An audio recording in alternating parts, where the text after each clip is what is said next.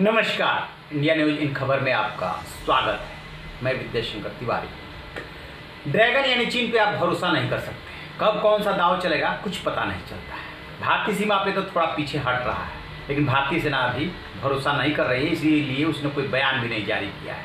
72 घंटे की निगरानी पे रखा है। लेकिन अब जो चीन से खबर आ रही है वो बहुत बड़ी खबर आ रही है और उस बात से पुष्टि हो जाएगी कि हाँ, ये जो कोविड-19 है ये फैला नहीं है, फैलाया गया है। आप याद कीजिए WHO की जब WHA यानी असेंबली की मीटिंग हुई थी, उसमें दुनिया के देशों ने मिल करके चाइना को घेरा था और WHO भी सवालिया हुआ था कि आप कोविड-19 कैसे फैला, इसकी जांच कराइए।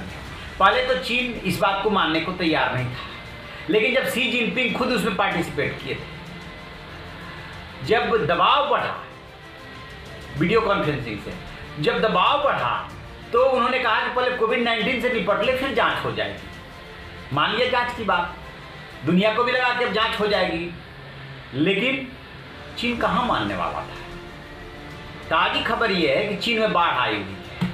कुछ हिस्से में तो नेचुरल बाढ़ आई हुई है और कुछ में बाढ़ ला दी गई है। उसमें वो वुहान शहर भी है जहां से ये कोविड-19 फैला था। दो ही वजह बताई गई थी उस समय भी और आज भी, जो कि रहस्य बना हुआ है कि या तो ये बैग से जो है किसी तरीके से आया, तो वहाँ सी फूड जो मार्केट था उसको बैन किया गया वगैरह वगैरह, वो एक पहेली बना हुआ है। और दूसरी बात ये आई कि वुहान इंस्टीट्यूट ऑफ वायरोलॉजी जो है उसमें जो है चीन रिसर्च कर रहा था और वहाँ से वो लीक हुआ या लीक किया गया और वुहान से होते हुए कुछ शहर प्रभावित हुए चीन के थोड़े बहुत, पूरी दुनिया में वो फैल गया। न्यूयॉर्क तबाह हो गया, अमेरिका तबाह हो गया, भारत जूझ रहा है, रसिया जूझ रहा है, ब्राजील जूझ रहा है, ना जाने दुनिया के 190 के आसपास देश जूझे, कुछ निकल गए हैं उससे। अब चाइना में वो फैला नहीं, एक ही शहर तक सीमित रह गया या कुछ और शहरों में गया तो इक्का दुक्का घटनाएं हुई। यहीं से संदेह की सुई घूमती है। और अब ये खबर आ रही कि वुहान में जो पानी भरा है उसमें भी डिपार्टमेंट ऑफ वायरोलॉजी में भी पानी भर गया है। अब जो पानी भरा है उसमें चीन ने क्या किया है कि 2 डैम को अपने खोल दिया। अब क्यों न दुनिया जो है शक करे कि ये सब कुछ फैलाया गया है। एक बात ये आ रही है प्रकारांतर से कि चीन ने बाकायदे सोची समझी रणनीति के तहत ये बायोलॉजिकल वार छेड़ा है,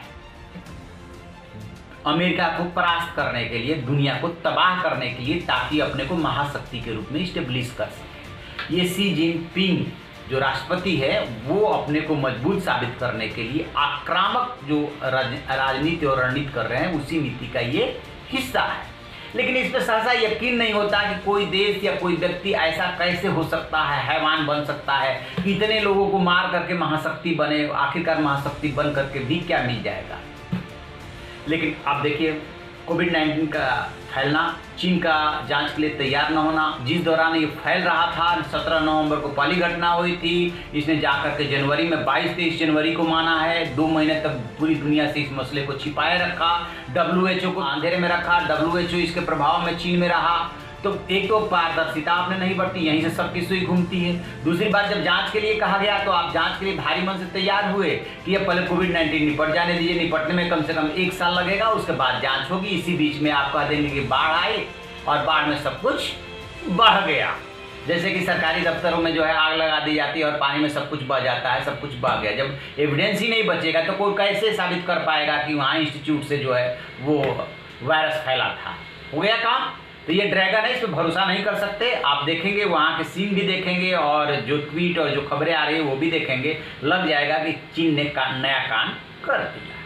हम इस खबर पर नज़र बनाए हुए, जैसे कोई अपडेट मिलेगा आपको बताएंगे। आप देखते रहिए हमारा डिजिटल चैनल इन खबर। Thank you.